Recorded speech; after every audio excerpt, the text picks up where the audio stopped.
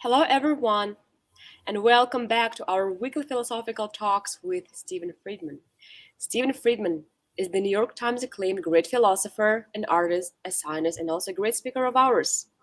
Today's topic is the books of Joshua for the World Philosophy Day. First of all, we would like to thank the U.S. Consulate General here in Almaty, American Space Almaty, and also our amazing speaker, Stephen Friedman. Please make sure to give your comments, your questions in the box. We will definitely address them in the end of the next session or maybe in the end of this session. So thank you very much, Stephen. Thank you all, and please stay active. Thank you very much for the introduction, Aaliyah, as always. Thank you for your ongoing participation, facilitation of these talks, without which they wouldn't be happening. I also want to thank, as you did, American Consul General in Almaty, Elmira, Dana, the entire team that is responsible for making these weekly talks possible, providing a platform to address philosophical perspectives on an endless array of issues, topics, of contemporary concern. Some of the talks are inspired by international days. Today's talk is one of those. This is World Philosophy Day. Actually, it is the third Thursday in November of every year. Well, where I am in Los Angeles, it is still Thursday. So I am still participating in that occasion.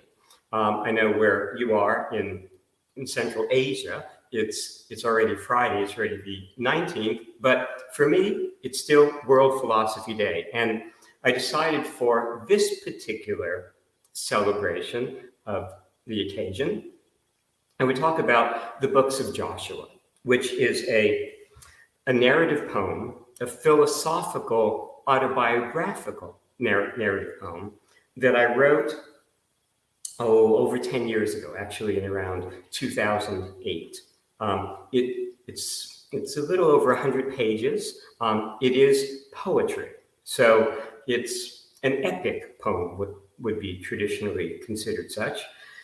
It actually started out in prose. The first 3 pages were written in paragraph form, not rhyming. It had a certain rhythm that was emerging, but by the 4th page, that rhythm had become insistent. And from that point on, each paragraph was effectively a poem unto itself. And the concluding line of each paragraph had the emphatic cadence and summarizing aspect of the final lines of poems. So one of the things I'm going to be doing tonight is referencing some paragraphs, some of the poetry of the books of Joshua that detail my philosophical development, which is a way of talking about the nature of philosophy, how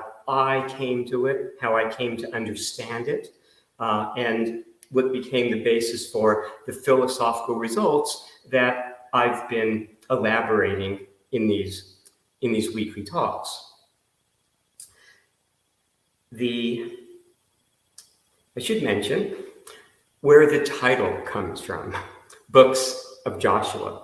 It's books, plural, because it was written in 3 sections, 3 parts. But Joshua does not have a biblical reference. In the Old Testament, the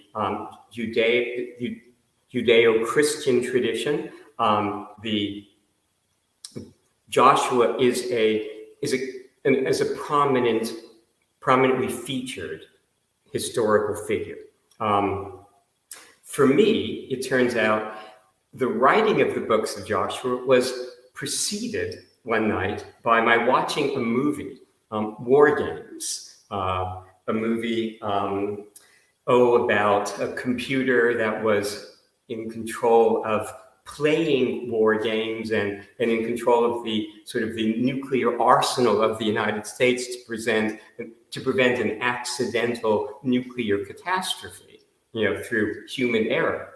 Well, turns out the password to that computer system was Joshua.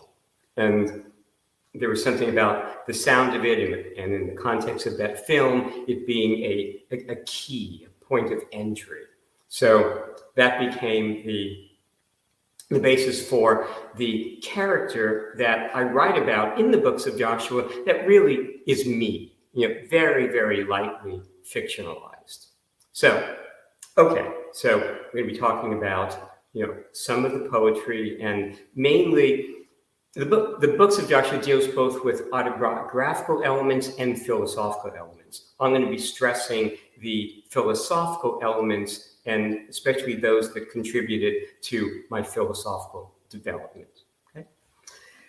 Well, for Aristotle, philosophy begins in wonder.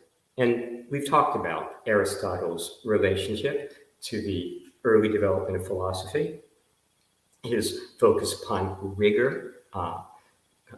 We also had a talk about the importance of wonder, in the development of the philosophical spirit and the philosophical response to experience. The sense that there are questions to ask, and those questions arise from a sense of the extraordinary nature of our circumstance, becoming aware of that extraordinary set of circumstances that we find ourselves within. But philosophy also begins with a specific type of questioning, a questioning that's motivated by a sense of dissatisfaction, that there's something not fully satisfactory about the world that needs addressing. There's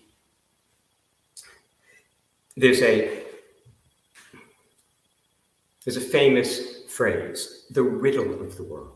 It's one that I used in the title of a play that I did a few years ago, Phalaris's Bull, Solving the Riddle of the Great Big World. That is actually a line that came from something Einstein wrote when he was 11, that he had the ambition at that age that he articulated of solving the riddle of the great big world.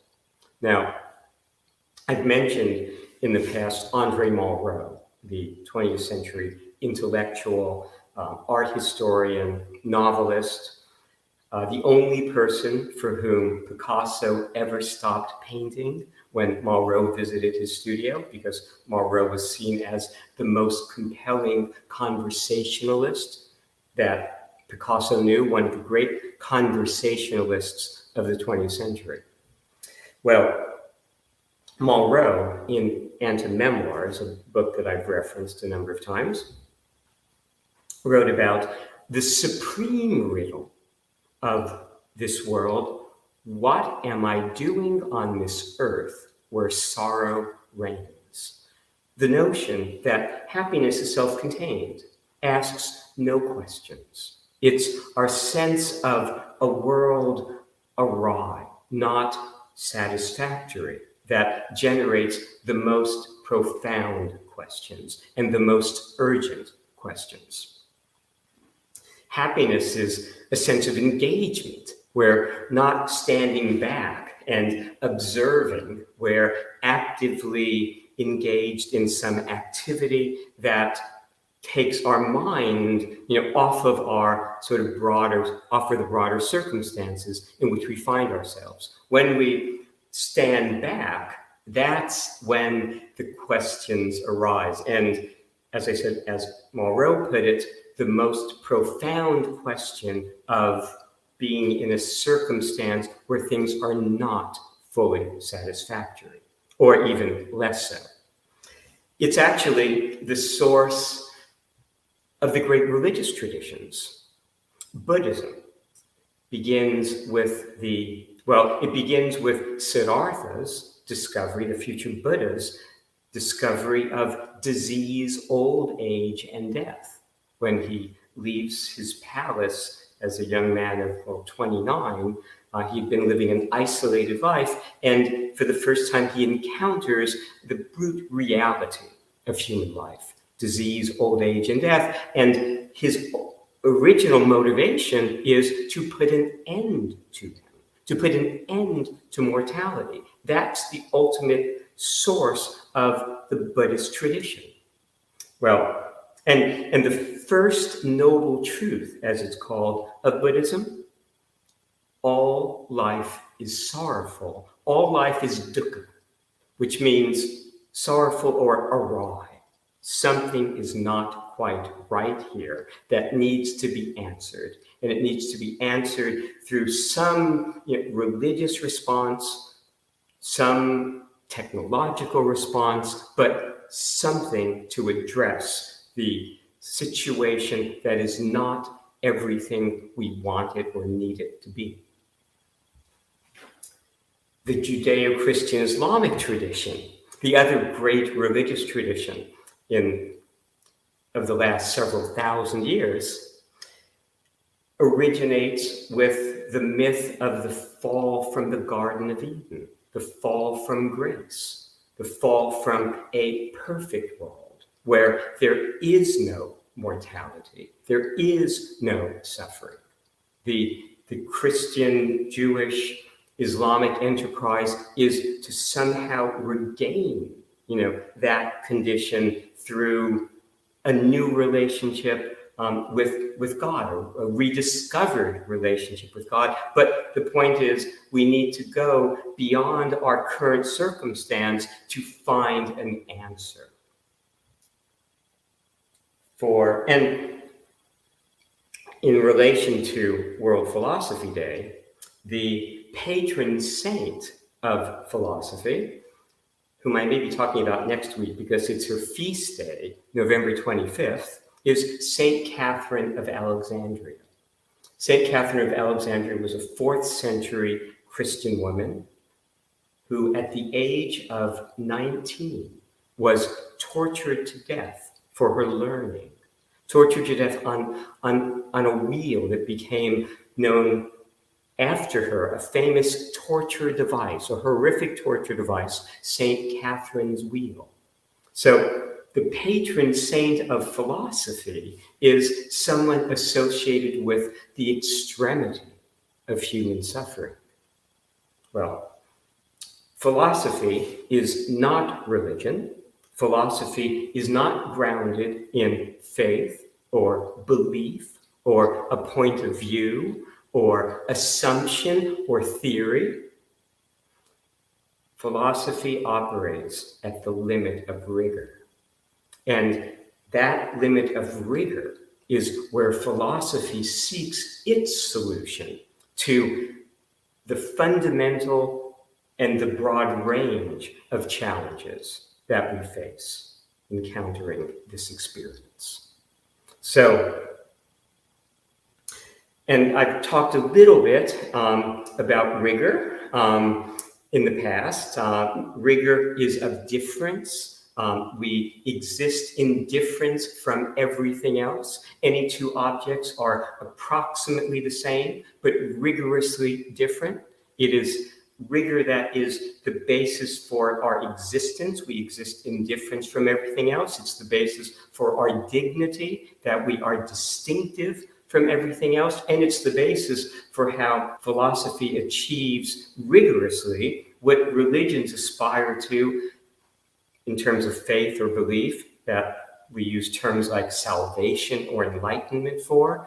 For philosophy, it's achieved by the recognition that our circumstance is fundamentally different from the circumstance of everyone else, of everyone who has ever lived. And so what has applied to anyone else does not rigorously apply to us. Any limitation, any concept, that's our fundamental dignity, and that is the ultimate point of salvation that philosophy, again, embraces at the limit of rigor.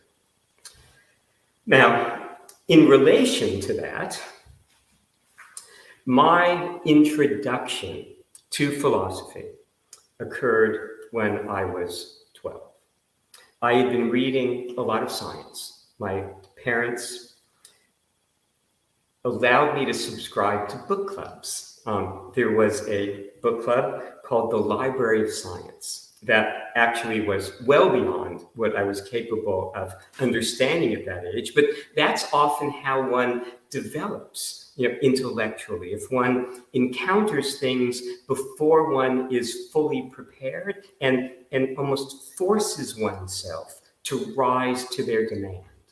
Well, I was subscribing to this book club called the Library of Science that every month would make available textbooks, mainly college textbooks in the whole range of scientific subjects, from physics, psychology, and I would purchase books that were of interest to me from the title, and I would do my best to understand them, And over time, I developed an intuitive feel for subjects like relativity theory or quantum mechanics because I was introduced to them at such a young age. It would be, I remember the first such textbook I read took a night to read the first paragraph of.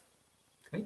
But I didn't give up. I kept going, and each day the pages got a little easier, and I understood a little more. And at some point, it was becoming understandable, and I developed an intuitive feel for a great deal of physics, of modern physics, at a very young age. So I recommend that approach in general to people. Don't be afraid of encountering things that exceed your current abilities. Use those encounters as an opportunity to elevate your capabilities. So, in the midst of reading books on astronomy and physics and mathematics, I wandered into a bookstore one day and saw in the science section a book, Science in the Modern World by Alfred North Whitehead. I thought it was science. I thought it would give, some, talk about the relationship of science to, society, to culture, the significance of science, based on the title. I was wrong. Science in the Modern World was actually a work of philosophy, and a work of difficult philosophy. Some say among the most difficult philosophy ever written. That's where I began philosophy at 12. So I was introduced to the subject at such a sophisticated level that everything else, even philosophy at Harvard, was relatively easy by comparison to what I was challenging myself with at 12. Now, it turns out Alfred North Whitehead was a philosopher and a mathematician.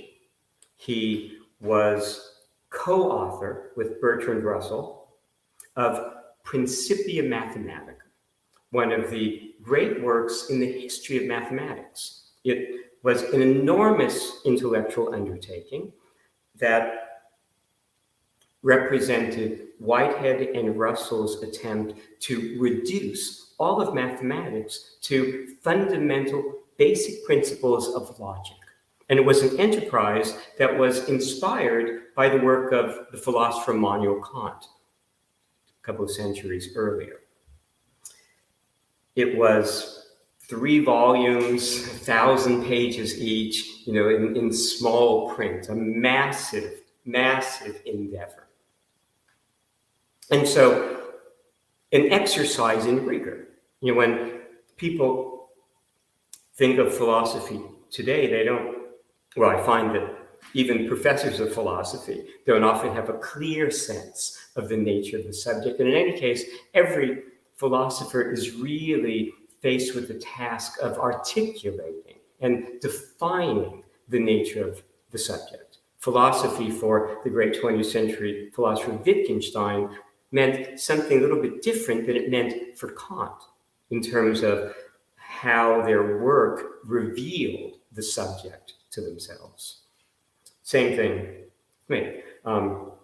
But so, since I see philosophy as the limit of rigor, the fact that I happen to begin my encounter with it in the work or through the work of a philosopher, mathematician, who had embarked on one of the most rigorous mathematical enterprises in human history, now looking back isn't an odd circumstance at all. It's actually probably what sort of set me up for the view of philosophy that I've developed.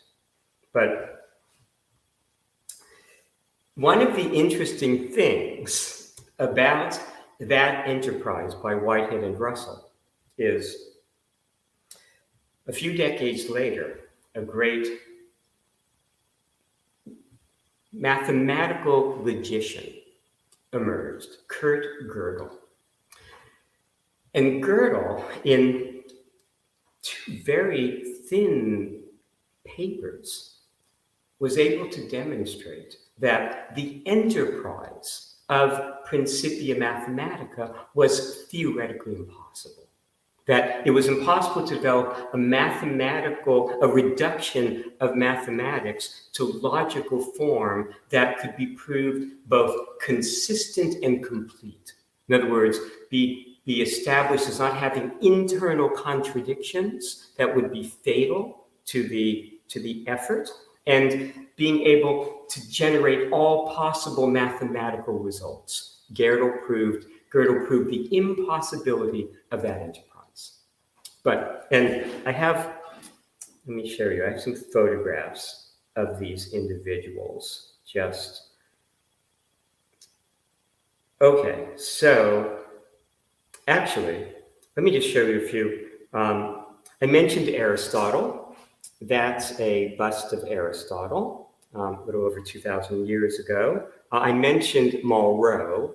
That is Malraux, the author of Antimemoirs, who raised the issue or the connection between the riddle of the world and the problem of human suffering. That is St. Catherine of Alexandria with her wheel, St. Catherine's wheel, on which she was tortured to death. That is Alfred North Whitehead in the study. And there is the mathematician and philosopher Kurt Gödel, whose proof established the impossibility of the entire enterprise of Principia Mathematica. Oh, and here is Science in the Modern World. This is the actual cover to the edition that I read when I was 12. And that was the beginning of my path on philosophy. Now, I mentioned that we're going to be referencing some of the poetry of the books of Joshua. Well, it turns out I wrote about that encounter in the books of Joshua, and I'm going to read it, just so you get a sense of the poetic form that these experiences took. So, it goes. If Albert Schweitzer, the public forgot. Albert Schweitzer was a great 20th century humanitarian, a physician, a world-renowned organist that most people don't remember today. So if Albert Schweitzer, the public forgot, what could have been Alfred North Whitehead's lot? Science and the modern world, for Joshua, new fields unfurled. Having long hovered in physics and math, he sought the view from a higher craft, by accident. Science was the book's superficial sheen, philosophy its deeper theme. Joshua crossed over as in Dante's dream, starting from rigor and ascending the mean. So you can see how again, it's poetry because it's concentrated. It's not just a matter of it rhyming or having rhythm. It's a concentrated form of expression. And you can see how much of the story that I've told you, of that book, of my encounter with it, of it sort of thinking it was science, having it turn out not to be, representing my introduction to philosophy, is all represented in a relatively small number of lines of poetic concentration. We've talked about the fact that philosophically, much of my writing is aphoristic, right? It's highly concentrated in individual sentences of philosophical representation. And there are about 20,000 of those and over 200 works of mine. Well, things like the riddle of the world is an object. The meaning of the world is its most general representation. Well, that's the only form of writing that I know of that's more concentrated than poetry. But you can see why I would be drawn to poetic forms of expression and why the books of Joshua might have taken that form. Well, in Whitehead's Science in the Modern World, early on, there is something that actually I remembered when I read it because it struck me as being so compelling. And it's been a guidepost to a lot of my philosophical work subsequently. Within the first, I think, might have been 10 pages of that book, Whitehead wrote that what matters most decisively are circumstances of such great generality that no one ever sees them because they're always right in front of our eyes. That is another way of distilling the philosophical enterprise. As I've developed, again, in other talks, I make a distinction between the epistemic, that is that which is rigorous, like the rigorous space of distinctiveness, of defined by difference. It's a convergent space where any two things are rigorously distinguishable, even if they're points without properties. And the contrasting space is a heuristic space, one that's defined by convergence, that our concepts operate within, represent the operation of heuristic space, where things are grouped or clustered based upon approximate similarities. Any two chairs are approximately, not rigorously, the same. They're distinguishable by being two and not one. And from the standpoint of rigor, that level of distinction is sufficient to undercut the rigor of any assimilative claim. Okay.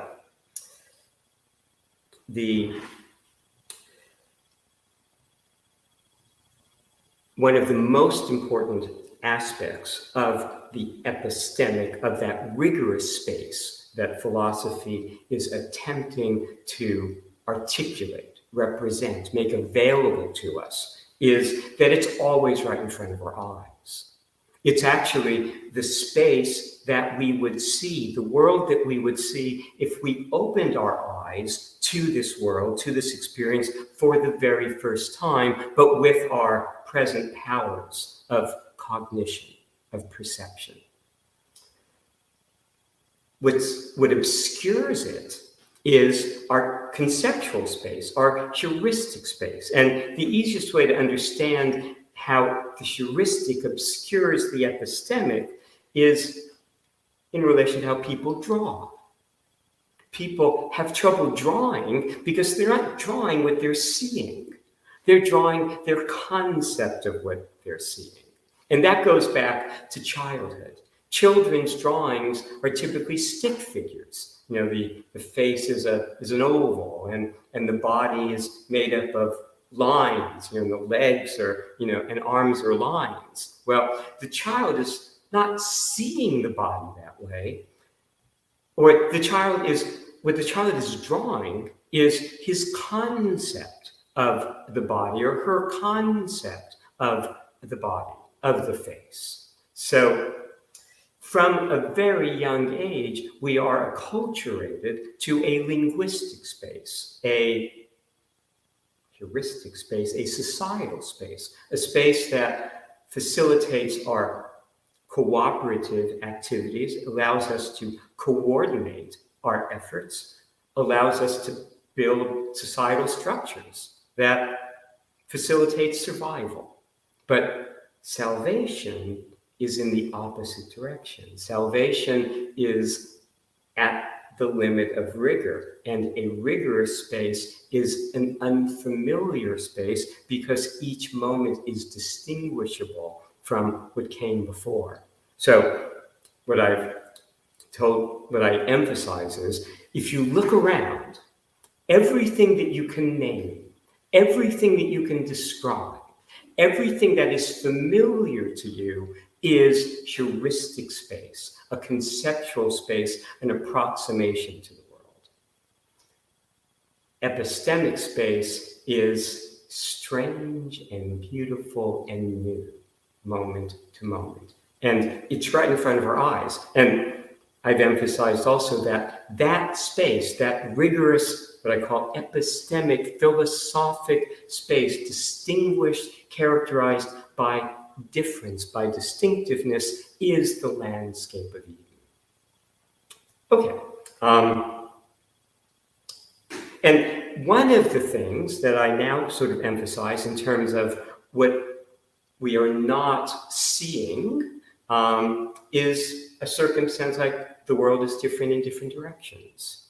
It's that circumstance alone that undercuts the rigor of controlled experimentation in science. So that science is not something that imprisons us. Its results we are not nailed, to scientific results. Scientific results are grounded in an approximate rigor, not the rigor that philosophy embraces. And so even science is something that helps us. Technologies help us survive. Scientific results help us advance technologies. But again, in terms of a rigorous representation of the world, and in terms of coming to terms with the brute, incontrovertible reality of our circumstance, only rigor achieves that. Science falls short. Mathematics falls short. When people talk about a rigorous experiment in science, as again I've devoted other talks to, there's no such thing.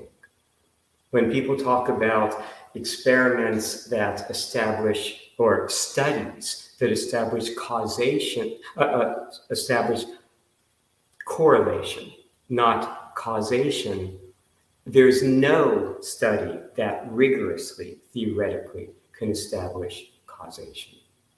And if it were possible to do that, we'd be in trouble, because then we would not be able to achieve the conditions of, again, what religions call salvation, but that philosophy is able to articulate rigorously and establish rigorously. Okay.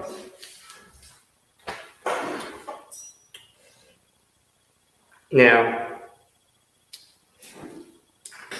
as long as we're talking about in relation to world philosophy, the development of philosophy and the development of my relationship to philosophy as articulated in the books of Joshua,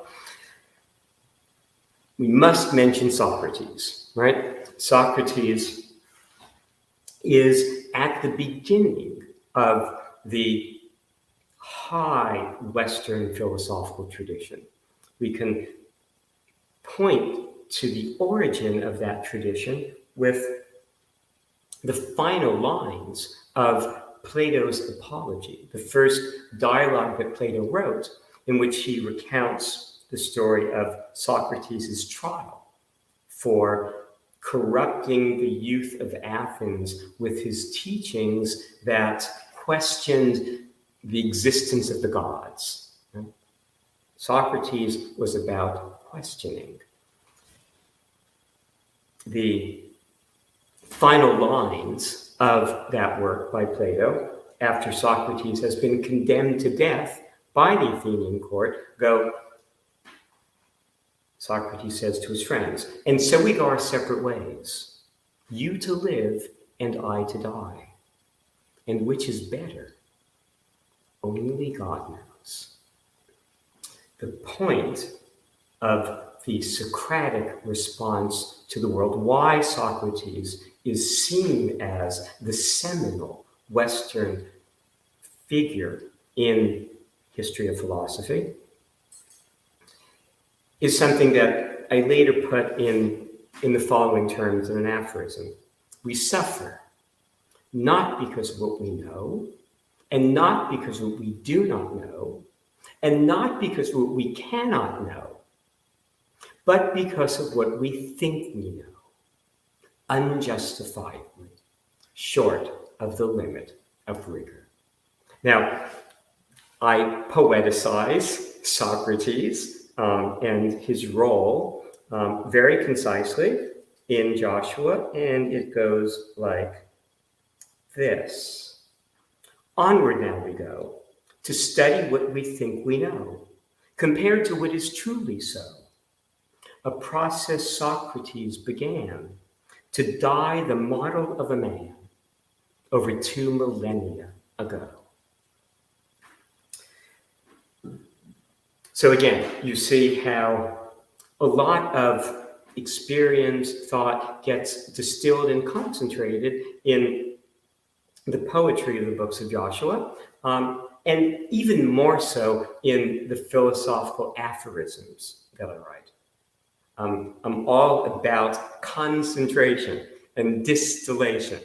I told the story of how I've gone to departments of philosophy and talked with professors there, and I'll often ask them, what is philosophy? And I'll usually get a long and rambling and not very coherent answer because they haven't distilled their sense of what philosophy is. And when they ask me, well, what is it? I say the limit of rigor. And rigor is of difference. We exist in difference from everything else. And that's the source of our dignity and ultimately the condition of religious salvation. Once things are distilled, they can be clear and they can be expressed and communicated clearly. Now, that doesn't mean they're easy to understand or fully assimilate. I mean, it's taken me a long time to understand, assimilate, these results. But still, it's important for the philosophical enterprise that it be pushed to that point of clarity and distillation. Now, Socrates was the beginning. I began with Whitehead. That led me to Socrates and Plato. But it's important in every field to understand the history of that field. It's especially important in dealing with philosophy and a lot of contemporary philosophy. Probably the greatest of contemporary philosophers, whom I've already mentioned, is Wittgenstein. His most celebrated work was published posthumously. It's called Philosophical Investigations. It has no technical language. It's not difficult to read sentence by sentence, but it is profoundly difficult to understand the full point of, the full weight and significance of. And that's because Wittgenstein presumes an understanding, a familiarity of the problems that have been raised in the history of the subject. Wittgenstein is giving answers, but if you're not fully attuned to the problems, the answers he gives carry no weight, no force. One must be engaged by the issues, the questions, the problems, the perplexities, the dilemmas of the subject to see, to feel, the force of a solution when it's presented. So, reading through the history of Western philosophy in particular, but also, Eastern philosophies. But first, I focused on the Western tradition because my introduction was through a Western philosopher, Whitehead. I address that process in the books of Joshua in the following form. The time had come to read the sum of Western philosophic thought, to discover what had been tried and taught, from Plato to Aquinas to Descartes to Hume, Kant and Kierkegaard and Wittgenstein to consume, and everyone in between, before and after, were the authors I tried to master. As deities start counting tears in the early teenage years. The point is that it was around 12 was when I encountered the subject. By 13, I was trying to educate myself in its history, going through the great philosophers chronologically, really. Well, the summary of some of those encounters is actually not given in the books of Joshua. It's given in Phalaris's Bull, that play I did, a few years ago. Let me just quote that just so you see something of what each of those individuals meant. Socrates, whose focus on if we know what we think we know, is the starting point of Western philosophy. For good reason, he's the most famous of all philosophers. Plato brought a poet's sensibility and vision to the subject. Aristotle, logician above all, advanced philosophy on its path of rigor. Descartes, the starting figure of modern philosophy, made certainty a test of philosophical value. Kant, motivated by the work of Hume, that the past can't guarantee the future, began the process of what Wittgenstein would describe as turning the investigation around the axis of our real need, ourselves. Kierkegaard brought clarity and urgency to the quest for salvation. My immediate and strongest progenitor was Wittgenstein, whose analysis of language, of how words mean, helps explain the nature of time. And St. Catherine of Alexandria, 4th century Christian woman, renowned for her learning, tortured to death on the wheel, whose feast day, November 25th, happens to be my birthday. So now that is from, as I said, Phalaris's Bull. You can see it's a non-poetic representation of work that otherwise takes a poetic form in Joshua.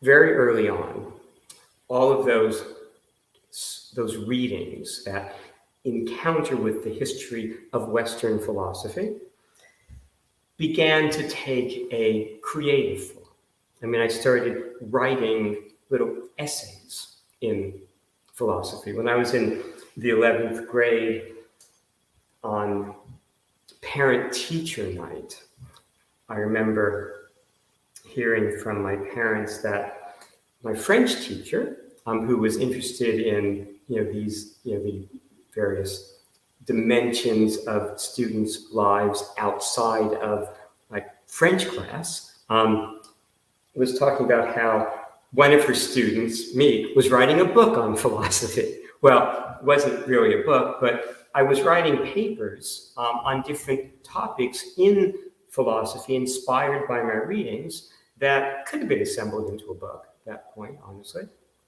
One of the main preoccupations was this logic of induction, basically the notion of, or the logic by which we can claim to know the future and be able to predict the future. The really an investigation into the nature of the logic of science. That became a major sort of focus of my interest. The whole concept of the nature of time, the relationship of past and future, the logic, of time, was something that I focused on from an early age. And that enterprise is also given a poetic formulation.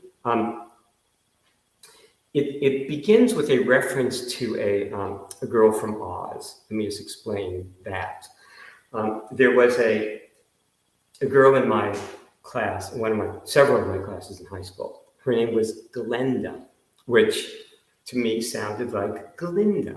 Glinda is the good witch from The Wizard of Oz. Now, when I was in high school, I wasn't really interested in dating. I sort of took advantage of my interest in girls as really creative sources of inspiration.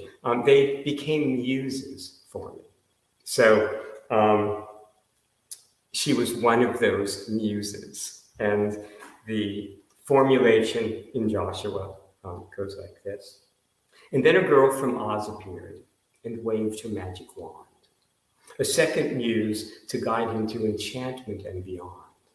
She taught him how to read the patterns in a rippled pond, as at the moment of creation and every moment on. Under her spell, he learned to dwell in rhythm and in rhyme, and to assess each pregnant stress in the silences of time. Induction became a recurring concern, how we can know the future, how we can ever learn, and how we can escape the imaginings of fate, what we know and what to sow, what we can assume, and every mode of exit from a cloistered room, the tragic vision of the world and certainty of doom, and the climate and the soil that Eden needs to bloom.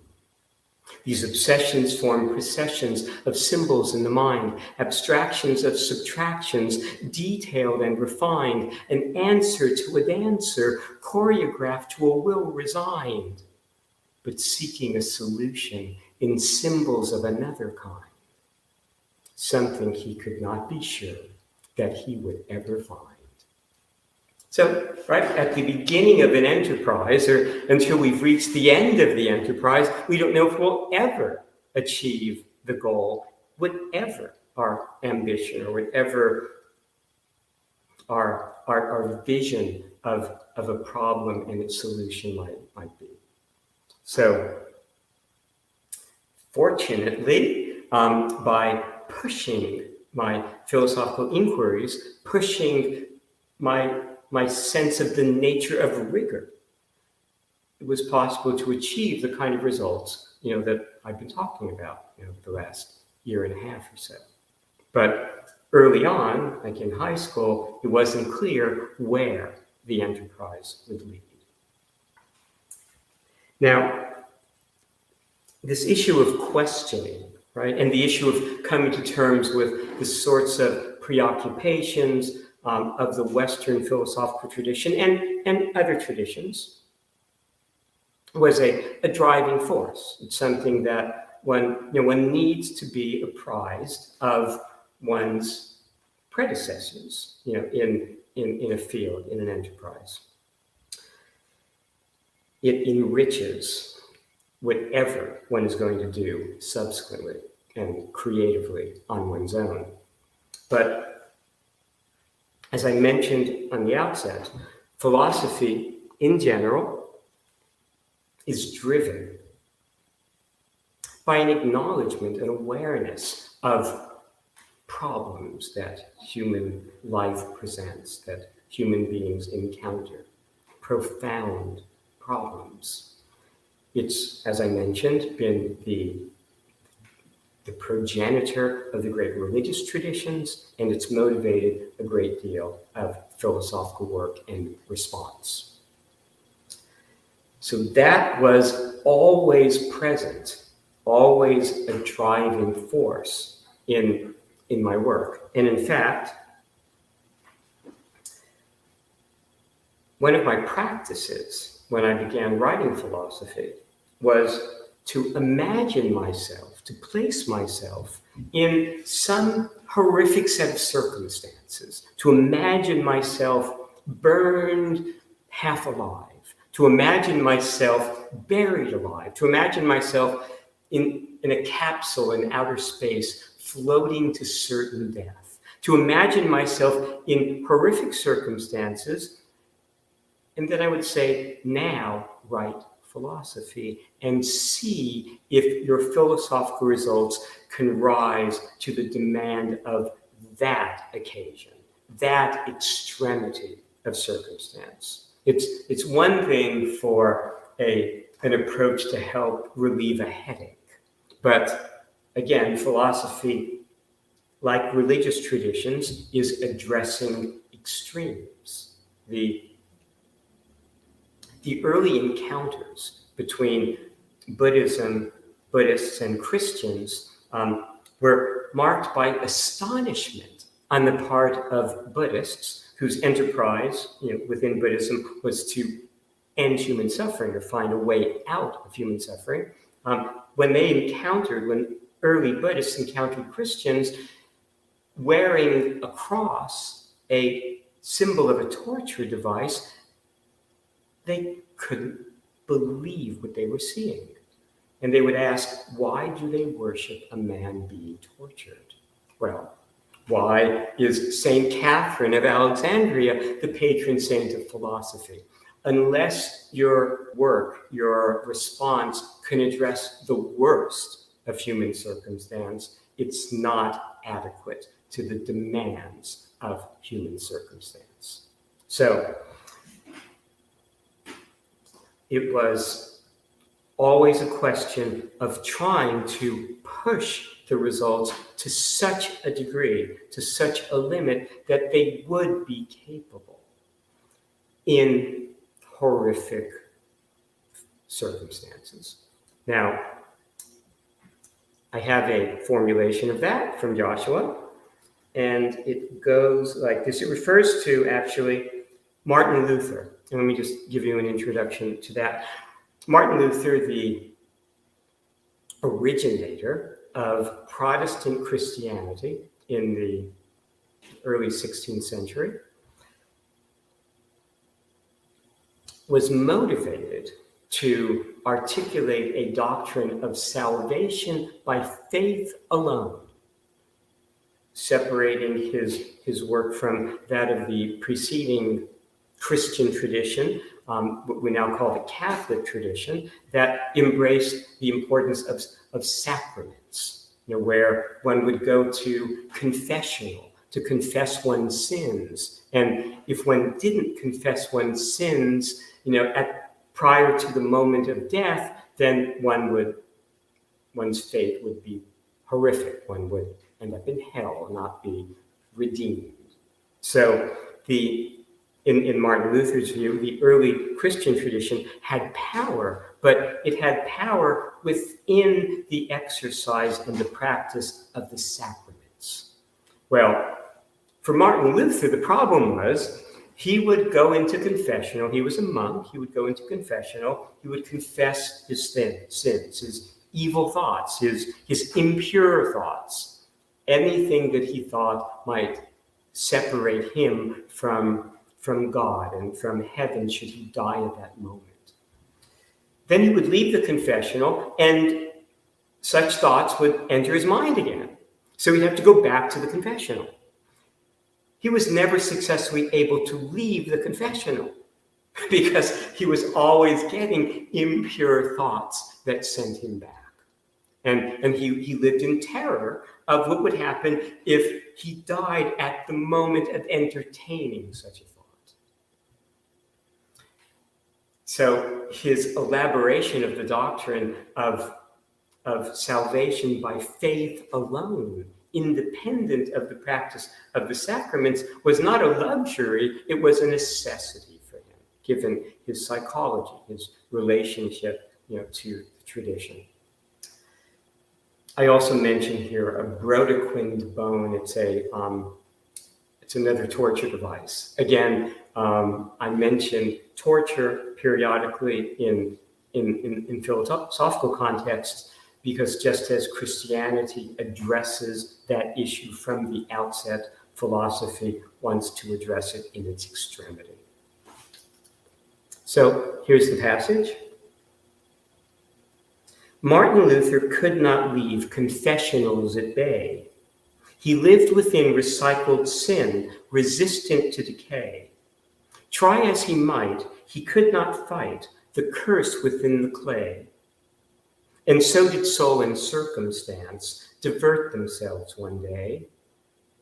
Spirits do not boast, but pay witness to the host. They parse the terror and the horror, not the dolor or the farce, and seek to release a brodequin bone and draperies of flesh from a sparrow's home, elevated and alone.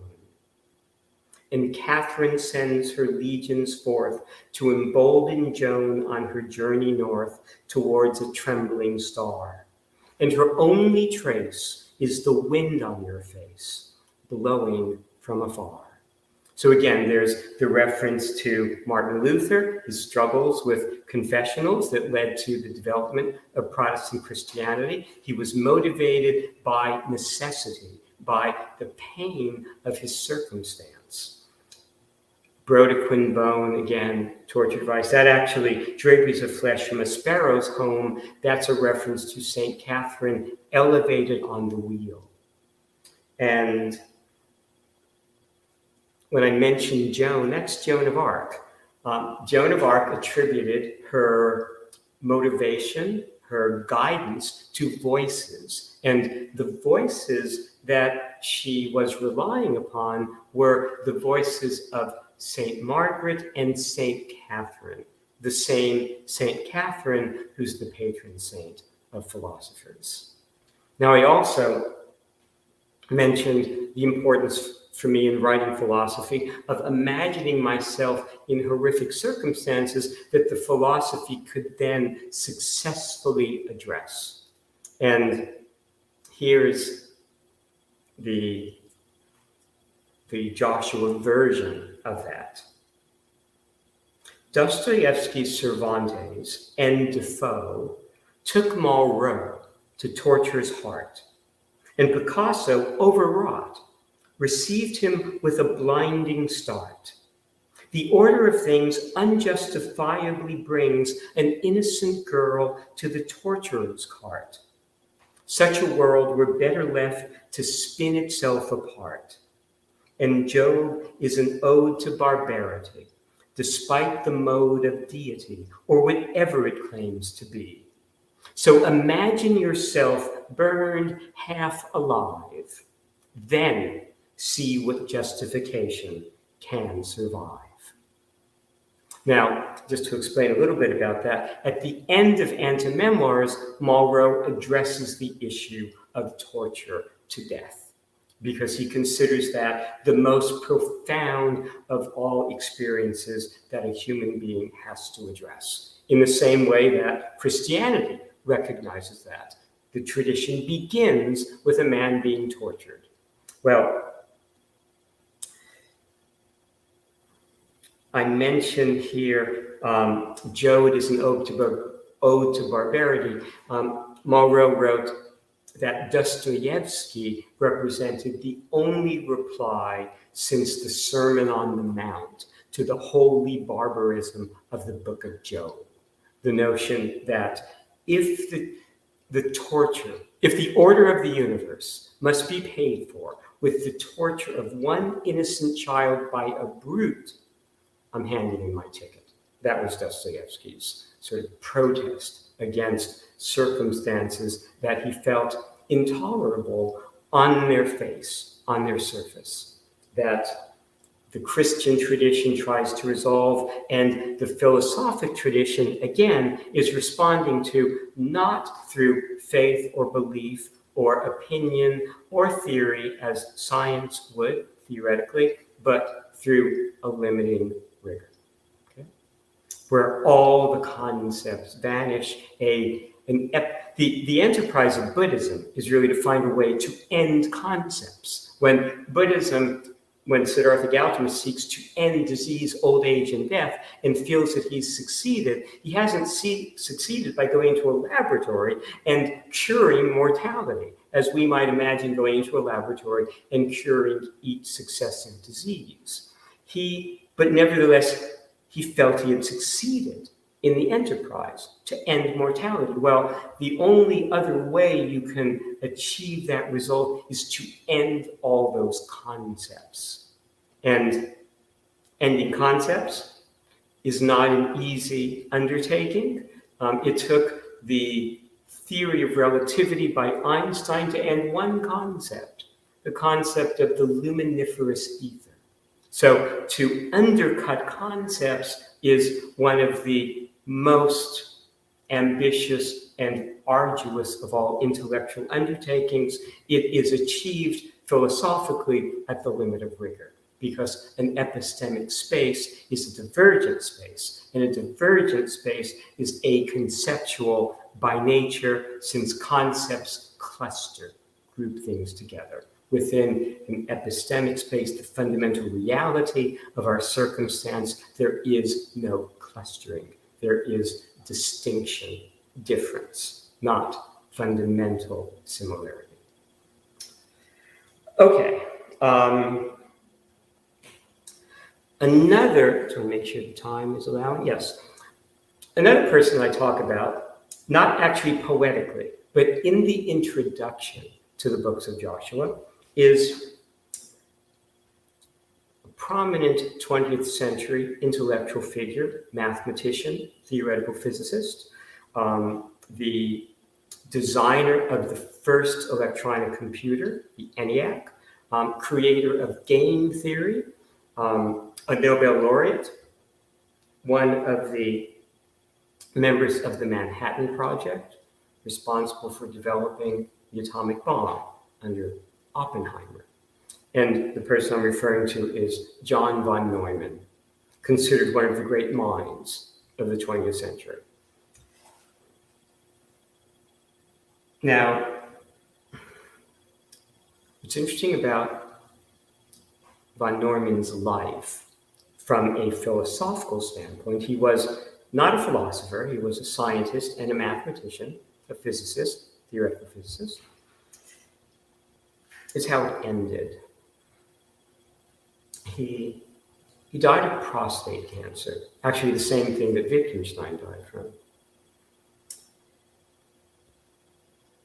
And von Neumann was a Catholic. He had faith in that tradition. But it turns out, famously, John von Neumann screamed himself to death.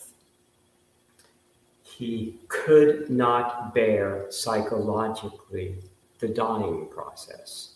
It wasn't the physical pain. Then as now, and this was, I think, in the 40s, so 70, 80 years ago, drugs were available to deal with the physical pain. But the psychological pain of that inexorable, inevitable disembodiment of the human personality, the falling away, the death of faculties, was unendurable to von Neumann. Priests were called in, to counsel him, and it didn't suffice. It didn't rise to the occasion of his need. And we see that within the history of religious traditions, that on the cross, Jesus cries out in the New Testament, my God, why hast thou forsaken me?"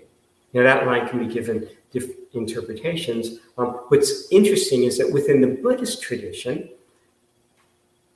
torture is embraced often, in the sense that historical Buddhas, past Buddhas, find themselves in horrific circumstances being eaten by lions or tigers and laugh through the experience because of their commitment to their Buddhist vision.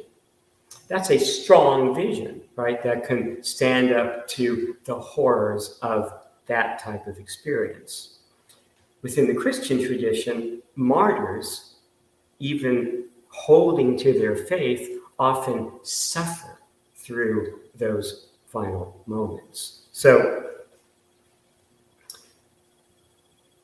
the philosophical demand is a response that is as strong as the Buddhist response purports to be. And the grounding of that philosophical response, again, is in its complete extirpation of the concepts that support our pain, our suffering.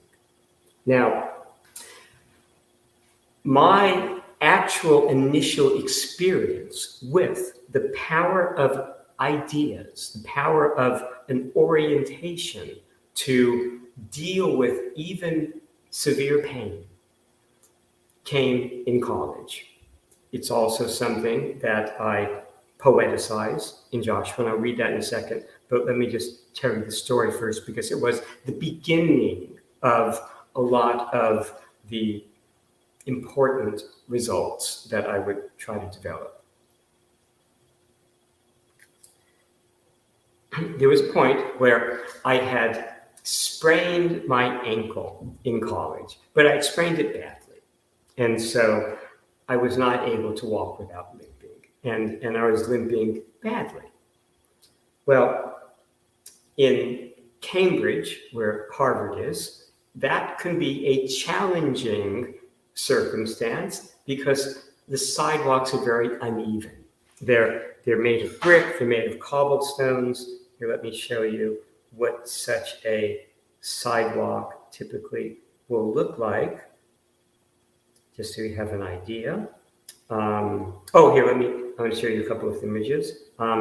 Here's a painting, actually, of Martin Luther, who I mentioned. And here is John von Neumann. Okay. By the way, he was in Walter Reed Army Hospital as he was dying. And the entire wing of the hospital that he was in had to be cordoned off because there was a fear that in his pain, in his delirium, he would scream out national security secrets. So it was not an easy death. But again, it was difficult psychologically. Here's a cobblestone street that you see, throughout Cambridge, Massachusetts, where Harvard is. The point is, the sidewalks and the streets are very uneven, right? So if you have like a sprained ankle, it's even harder to walk than it would otherwise be. So one day I was walking from class back to my dorm in Harvard. They're called houses. And I'm limping and I'm favoring my foot, and it's really painful. But then I start to think to myself, well, what is actually going on here? I am favoring it. Why exactly? I'm limping. Why exactly? Yes, it hurts, but in particular, I realized that I was favoring it because the fact that it hurts points to there being something wrong. And if I don't favor it, I'm going to do more damage, possibly. So favoring it has an advantage from a survival standpoint, right? In general, our physical pain points to an issue that it is often well that we attend to, not ignore. Right? But I was concerned about the conceptual framing of the pain, the degree to which the pain was based upon a set of ideas that we had about the broader context in which we're experiencing the pain. Namely, that if I don't favor this foot, if I don't limp, I'm going to do even more damage and make the situation that much worse. So I decided to do an experiment. A lot of what I do or have done philosophically is based upon sort of thought experiments. I'm always trying to test things. Well, I decided to try to remove from my mind the notion that I would do more damage to my ankle if I didn't favor it, if I didn't limp.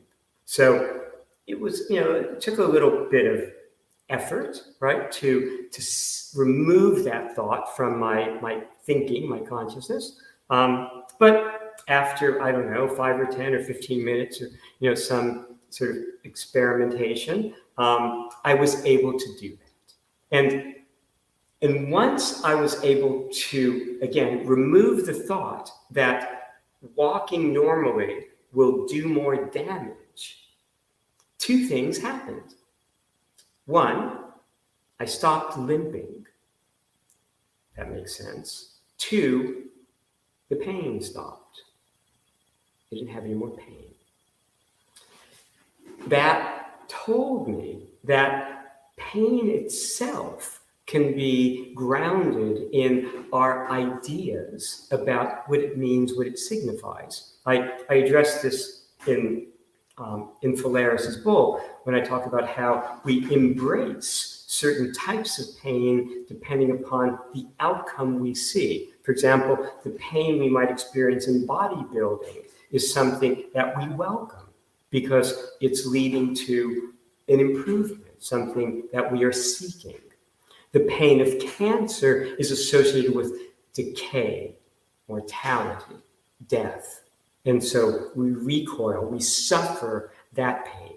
So there's a great deal, the point is that ideas can have an enormous bearing upon our experience even of physical pain. Now, that's something that Eastern traditions, sort of emphasize, right? That a yogi is capable of controlling various physiological responses. I was interested in the power of rigorous philosophical representation to achieve a similar result. And here is Joshua's statement of that, or description of that encounter with the cobblestone street. It goes, whatever the weather, the walk to class could last and last. Cobblestones could anger a sprain in sunshine or in rain, but a limp in pain could negotiate gain, even down a twisted lane. Once we desist from the call to complain, and try to dig beyond our domain to see if concepts embed even pain. Can we disarm the alarm that a struggling gait might maim? It took a minute or two for Joshua to undo the claim. But once unframed by a mental game, neither the limp nor the pain remained, defying the plain brutality of a brick and cobblestone lane, near a theater known for laughter, ringing lessons from a rafter. So again, it's a concentrated poetic expression, but it's a representation of that story, of the relationship between our ideas, our expectations, our conceptual context, and even physical pain. And it's something that, as my philosophical work developed, I noticed more and more decisively. So, subsequently, I would go on to elaborate aphorisms like selflessness, how one acts not out of need, which is based upon the notion that when we think we have a need, we are making a claim, a presumptive claim, an unjustifiable claim that we can't rigorously validate from our circumstance, no matter what.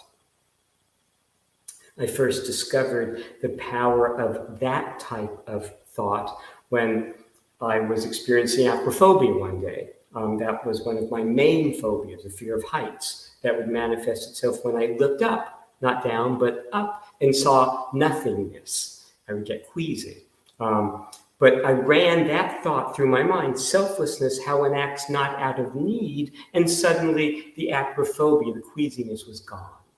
And one of the tests of philosophy for me is its power to work like a switch and turn off any difficult, demanding, painful, horrific circumstance or our emotional and intellectual response to it in an instant. I wouldn't be here giving these talks if the philosophy hadn't always risen to the occasion, whatever that occasion might be. And in my case, it's been tested in the face of, well, the moment of death during the Northridge earthquake when my apartment was collapsing around me. It's been tested through the loss of my family, all of my family, including my last family member, my father. It was tested when I discovered that I had been adopted, in middle life. It's been able to rise to the occasion of any type of physical pain, breaking my foot in two places, by falling down a flight of stairs when I was moving from my house on some number of years ago. It was able to rise to the occasion of even that type of pain. And again, it's not doing that mystically. It's doing that because our pain, our emotional and physical pains are grounded in conceptual contexts, in sets of ideas that we have, in presumptions and assumptions about our circumstance that rigor cuts through. One of the important formulations that I develop in Joshua, I've kind of moved on to others since that was written, but one of the things I focused on was that analysis of time that I mentioned was a preoccupation of mine from a young age. It's summarized in some aphorisms that play a prominent role in Joshua. Past cannot guarantee the future, no matter what. Hasn't happened yet. Can take any possible form, theoretically, rigorously. The future decides the past. Is this environment, is this world real or a dream? The question that Shakespeare would ask and others. Well, if one day we awaken to a totally different reality, this was dream. The future decides the reality. I've given the anecdote before of an encounter I had with a rabbi at a prominent Los Angeles temple, where I was talking about the power of philosophy to address extremes of human pain and suffering. And the Judaic tradition doesn't have that type of response. It has, it will go to its faith in God, that God has a plan, that things from the perspective of God are sort of well ordered and well justified. If we could only see the world from that perspective, we would understand. But philosophy demands a solution here and now, and independently of all possible future experience and from wherever we happen to be. So the rabbi at some point said to me, what about the Holocaust? How does philosophy address that extremity of human horror and suffering? And I hesitated because I was afraid that what I would say would get me thrown out of his office as a Holocaust denier. But I said it anyway. The future decides the past and has power to reverse it. And I thought he was going to be enraged, but I was just giving the rigor of the philosophical analysis of the nature, the logic of time and of our concepts in relation to time. And instead of throwing me out of the room or having, a convulsive response, he pauses and very, very slowly responds, "That is what the Messiah is supposed to say."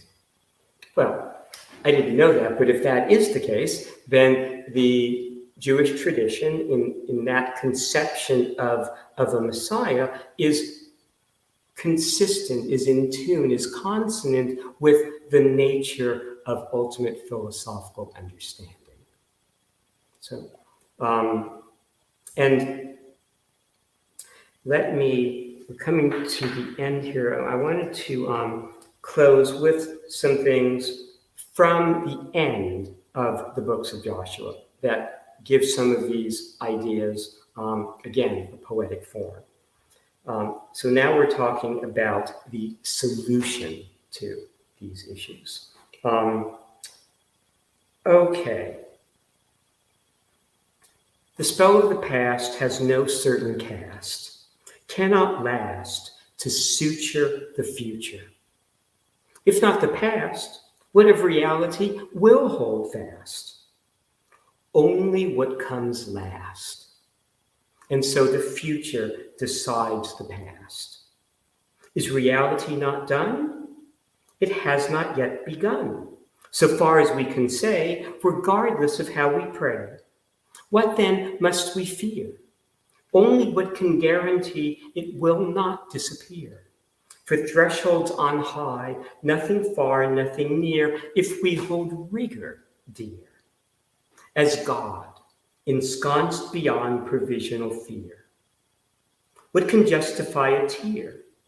What we claim there or here that certifies what must appear, of which rigor will not hear. If not the Buddhist ephemeral, what generality must last? A temporal fast, that the past cannot guarantee the future, and the future decides the past. That God can change his mind and rescue or reverse whatever has been left far behind, even as to a Holocaust and everything ever lost. And finally, at the very close of the books of Joshua, rigor demurs, finding reason to doubt what we think must come about, as the past is a prison and this the way out. We wallpaper the future with prints from the past and marvel that pain can last and last, as if guesswork were gain and rigor too plain, as if two things could ever be the same.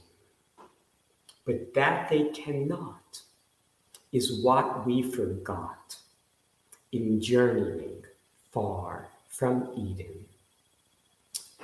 Okay, so that concludes the books of Joshua, and that concludes my sort of run through of some of the major ideas and philosophical notions and moments addressed in its development. So, okay, and that again is in celebration of World Philosophy Day that is still happening right here where I am, because it's still Thursday night, and happened yesterday where you are. Okay, now I guess we don't have too much time, but we might have some questions. Do we have some questions? We do. Okay. First of all, Stephen, thank you very much. Thank you for all the quotes, all the information, and all the pictures, and in general for your talks today, because people have missed it. And our active participant, Daniel, he's joining us today. Thank you, Daniel, for joining. And he says, hello, everybody. Hello, As on a regular Daniel. basis, I'm going to show all your comments here so you can see them. Then, Daniel, how long haven't seen you? Yes. Well, my last talk was we were off for 2 weeks, and then I gave 2 talks, right? And then before that, I was sick 1 week, and then we were off. We had a scheduled break. So yes, so actually, I guess in the last like month and a half, I've given 3 talks. But now we're gonna, we're gonna do talks now every day. So no, we're not going to do them every day. We're going to do them every other day. No, that's a joke also. No, we're not going to do that. But we're going to do them with, regularity, as we always are doing them with regularity. It's just every now and then, something arises or there's an occasion. Leah was on vacation. As I said, I was sick one week. So yes. Okay. We're back. But yes, I'm glad you're back with us, and we look forward to your continuing participation in these talks and the questions you have. And then again from Daniil, I guess people must control people's safety, not computers, because at last the person pushed the button on the computer. Yes, and that's something that we found. That was the theme, actually, of that movie, War Games. That was the inspiration for the title, the books of Joshua.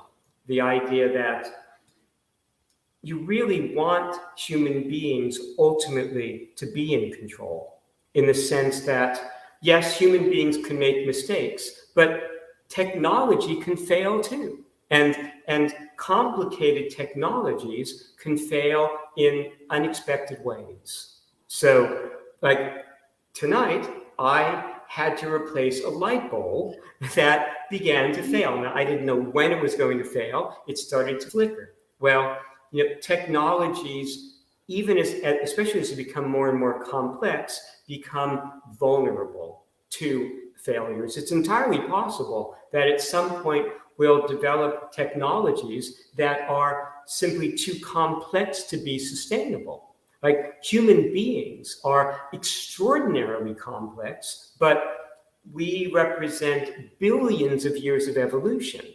So it might require a lengthy period of development for us to become fully in control of technologies that we might be developing. Mm-hmm. That's right. Thank you for your comment, Daniel. And now I'm gonna address a few more comments, and then the questions will be left for the next session. Okay. Now, Janat, welcome, Janat. Thank you very much for joining. And then here's a very nice feedback. Hello, Mr. Friedman. When I was a student, for me, philosophy was not matter, but now I feel it was my mistake. Right now, I'm writing the letter to our Minister of Digital Development, Mr. Musin, where they develop technology which restrict Kazakh language as the state language. I think this also area of philosophy. Okay. Thank you very much, Janat. We'll definitely mention that in the comment and then in the Yes. question box. So Mr. Friedman will definitely address them next week. Yes. And then a question from Daniel as well. Christian, Buddhism, and shall we add here Shintoism and Japanese samurai religion? And what do you think of that?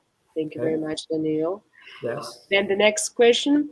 And have you ever recognized that in Buddhism and Shintoism, philosophy and religion goes hand in hand?